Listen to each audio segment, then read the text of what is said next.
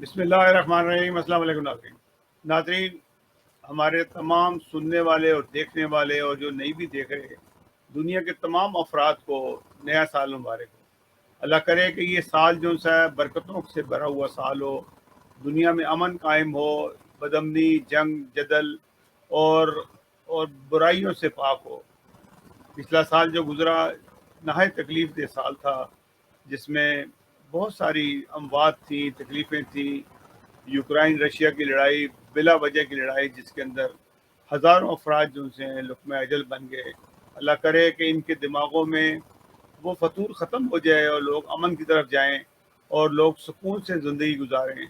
ایک جنگ جو سی ہے پورے دنیا کے امن کو برباد کر دیتی ہے، اور جس طرح کی یہ جنگ شروع ہوئی ہے، یہ جنگ عالمی جنگ کی شکل نہ اختیار کر لے۔ لوگوں کو دعاؤں کی بھی ضرورت ہے اور دوا کی بھی ضرورت ہے۔ کوشش کریں کہ اس طرف نہ جائیں کہ جس سے جنگ میں اضافہ ہو۔ مگر افسوس کی بات یہ ہے، جو لالچ سے بھرے ہوئے جو ممالک ہیں، جن کو زمینیں چاہیے، دولت چاہیے، شہرت چاہیے اور اپنا کنٹرول چاہیے، وہ کبھی باز نہیں آئے گئے اپنے پیسوں سے دنیا کے ممالک کو خریدتے رہے اور دنیا میں بدامنی رہی۔ اللہ کرے کہ میرے وطن پاکستان کے اندر امن قائم ہو، کچھ ایسے لوگ آئیں جو شریف النفس ہوں، جو لالچ سے خالی ہوں، جو صرف ملک اور قوم کے لیے سوچنے والے ہوں۔ ہم یہ دعائی کر سکتے ہیں اور اللہ تعالیٰ اس کو پورا کر سکتا ہے۔ جس قسم کی بدامنی موجودہ حالات میں پاکستان کی ہے، وہ صرف اور صرف بربادی کی طرف لے کے جا رہی ہے۔ وہ بربادی کہ جس کا کوئی انجام تو نظر آتا ہے کہ یہ بربادی ہے، لیکن اس کا اختتام نظر نہیں آتا۔ جس طرف یہ جا رہے ہیں، یہ صرف اور صرف شیطانی سوچ ہے، جس سے ملک کا امن، لوگوں میں بے چینی پیدا ہو رہی ہے۔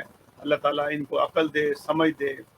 جو نئے آنے والے لوگ ہیں، وہ بھی، اسٹیبلشمنٹ بھی، اور سیاستدان جو سو کالڈ سیاستدان ہیں، جنہوں نے ملک کو سیاست کے نام پہ ملک کو لوٹ رہے ہیں، اللہ تعالیٰ ان سے نجات حاصل ہو، اور اس ملک میں جو پیارا وطن پاکستان ہے، اس میں امن قائم ہو، لوگ سکون سے زندگی گزاریں، لوٹ مار سے بچیں، رازداری سے بچیں۔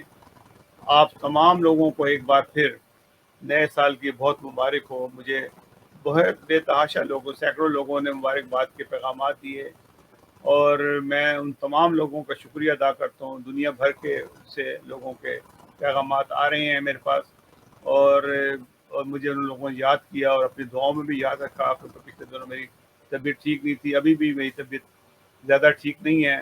مجھے اپنی دعاؤں میں یاد رکھیں، میری فیملی کو اپنی دعاؤں میں یاد رکھیں۔